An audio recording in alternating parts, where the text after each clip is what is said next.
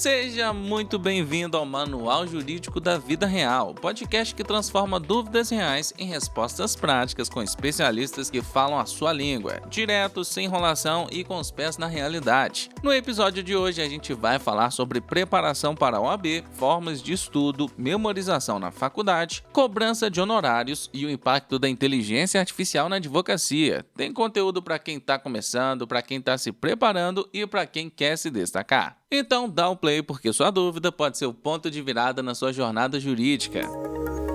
Vamos começar com uma dúvida muito comum entre quem está se preparando para a OAB. Será que estudar só por videoaula é suficiente? Muita gente sente dificuldade com livros, apostilas e lei seca e prefere assistir aulas e fazer anotações no seu tempo. Mas será que esse caminho funciona? Quem responde é Luiz Henrique Menegon, mestre em Direito e professor do SESC. Ele vai te mostrar como alinhar sua forma de aprender com uma preparação realmente eficiente. Olá, aqui é o professor Luiz Henrique e vamos sanar a seguinte dúvida. O aluno mandou: tenho dificuldade para estudar com apostilas, livros e leis secas para a OAB. Não consigo fixar bem o conteúdo. Já com videoaulas, aprendo muito melhor, mesmo que demore para fazer a anotação. Será que eu estou no caminho certo, focando nisso? O que vocês recomendam? Bom, se tu entende que tu aprende mais com videoaula, é com videoaula que tu tens que estudar.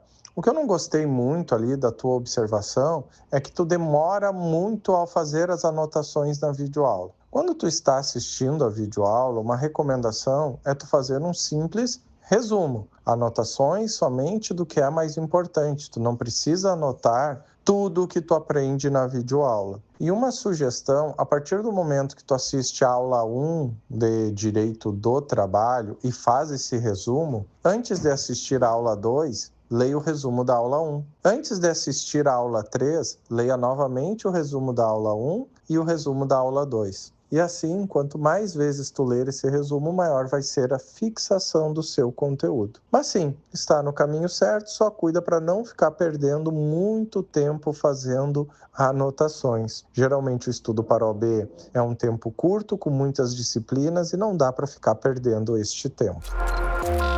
E agora vamos falar de concursos. A dúvida é estratégica. Vale a pena estudar com foco em um edital aberto ou manter uma base mais geral para concursos públicos? Essa decisão pode afetar toda a sua rotina e seus resultados. Quem responde é Lúcia Aslan, servidora pública federal e criadora dos mapas estratégicos, que há anos ensina concurseiros a estudarem com método e foco. Vamos ouvir. Em qualquer caso, eu acho que você deve escolher uma área, ter um foco, até para poder fazer a sua base, construir a sua base de uma forma direcionada e não ficar estudando no geral para concursos, sem um conteúdo programático específico, acabar atirando para todos os lados, fazendo provas com editais com matérias muito diferentes, porque isso pode ser uma péssima estratégia. E a decisão de estudar para um concurso que já está com o edital aberto ou não depende de alguns fatores, né?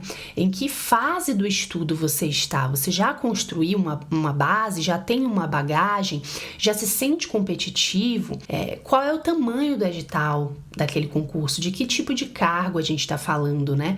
É um concurso de nível altíssimo, muita competitividade, edital com conteúdo programático enorme? Ou é um cargo mais acessível, com um edital pequeno, enxuto, que você até conseguiria dar conta até o dia da prova? Porque isso pode moldar a sua decisão.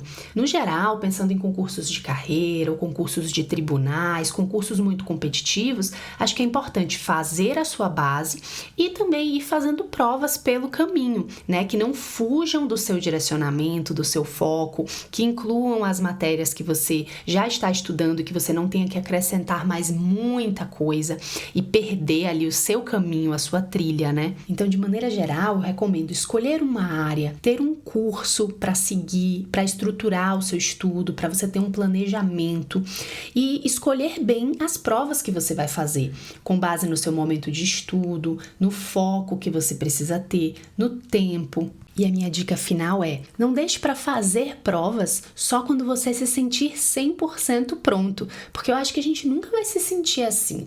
Então, vá fazendo as provas pelo seu caminho, plantando as suas sementes, porque uma hora você vai colher.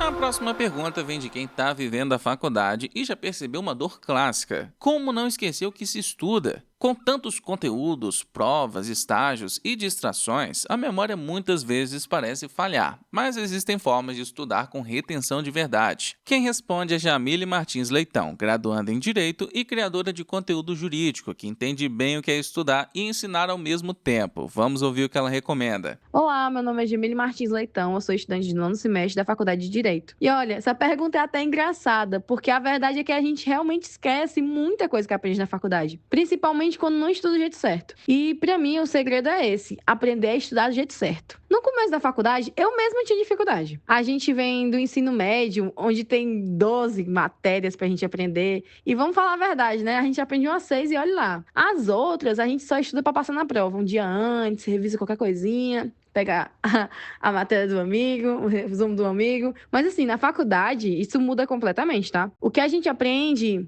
vai impactar diretamente no nosso futuro profissional. Então não dá pra ficar só nessa de decoreba. A minha dica é você descobrir qual o seu método de estudo. O que funciona pra mim, por exemplo?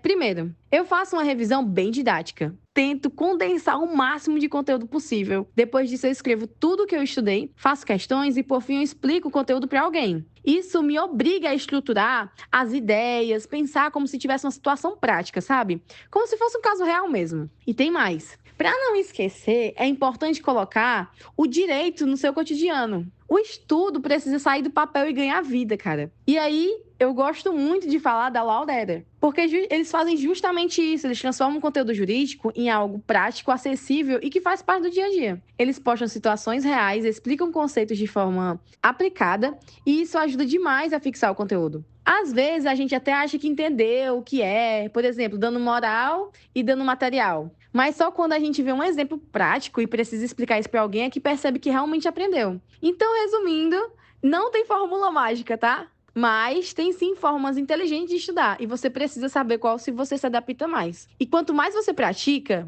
tenha plena consciência que quanto mais você pratica, mais você fala sobre, mais vive direito, menos você esquece. Agora uma dúvida muito importante, principalmente para quem está começando a advogar. Como cobrar pelos seus serviços de forma estratégica? Com tanta variação de preços, falta de padrão claro e insegurança no início da carreira, é difícil saber o que é justo, ético e viável para um advogado júnior. Quem responde é Henrique Rocha Armando, advogado empresarial, sócio fundador do Armando e Advogados Associados e especialista em posicionamento e estratégia na advocacia. Vamos escutar o que ele tem a dizer. Não existe uma fórmula mágica para falar essa é a forma que você vai utilizar para cobrar no início. Na verdade, quando a gente está iniciando, a gente tem um grande problema na advocacia que ainda não tem uma autoridade evidente. Então, uma forma de você conseguir resolver isso é tendo uma especialização em uma determinada área, entregar profundidade para o teu cliente e trabalhar elementos de autoridade, sempre estar bem vestido, produzir bons conteúdos sobre o assunto do qual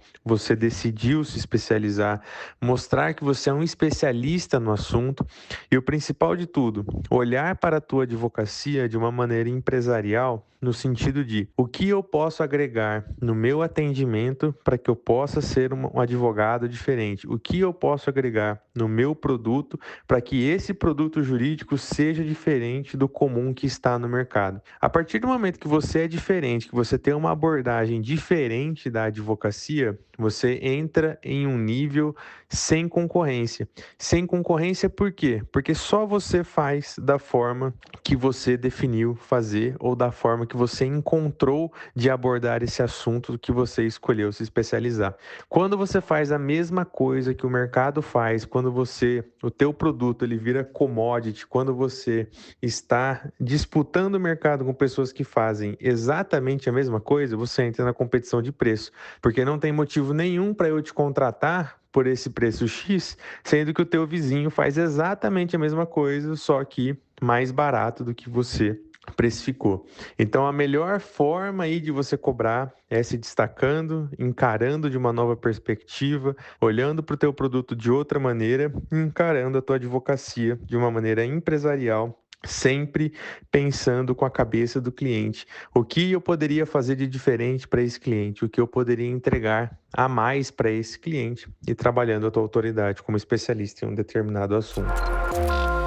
E para encerrar, uma pergunta que está cada vez mais atual. Quem não entende ou não usa inteligência artificial na advocacia vai ficar para trás? Com tanta mudança acontecendo, saber ou ignorar tecnologia pode ser o que separa quem avança de quem estagna. Quem responde é Fabrício Lima Silva, juiz do trabalho e especialista em inteligência artificial no contexto jurídico. Eu penso que não é exagero dizer que quem não aprender a utilizar a inteligência artificial no direito vai, em algum momento, ficar para trás. Claro que isso não significa que a tecnologia vai substituir o advogado. Algumas competências são e continuarão sendo essencialmente humanas, como, por exemplo, a interpretação contextual, a empatia, a argumentação estratégica, a leitura crítica do caso concreto. Mas a IA já está transformando o modo como produzimos, pesquisamos, organizamos e decidimos. Ela não elimina o papel do profissional, ela apenas amplia. Um advogado que usa IA com inteligência consegue ganhar tempo, ser mais preciso e entregar mais valor, seja revisando jurisprudência,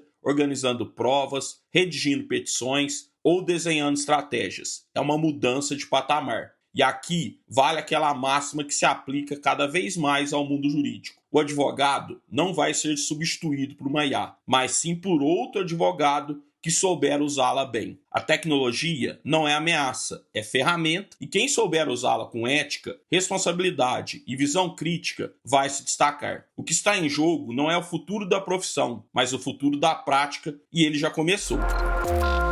E aí, curtiu as respostas de hoje? Se alguma delas te ajudou ou clareou o caminho, tira um print do episódio e compartilha nos seus stories marcando a gente. Isso ajuda o podcast a alcançar mais gente que, assim como você, também está em busca de direção. E se quiser ver a sua pergunta respondida aqui no podcast, é só acessar a newsletter jurídica. No final da edição tem um espaço para você mandar sua dúvida. A gente lê tudo com atenção. E sim, pode ser que a sua pergunta esteja no próximo episódio. Esse foi o Manual Jurídico da Vida Real, onde sua dúvida vira conteúdo e seu desafio encontra resposta. A gente se vê na semana que vem. Até lá!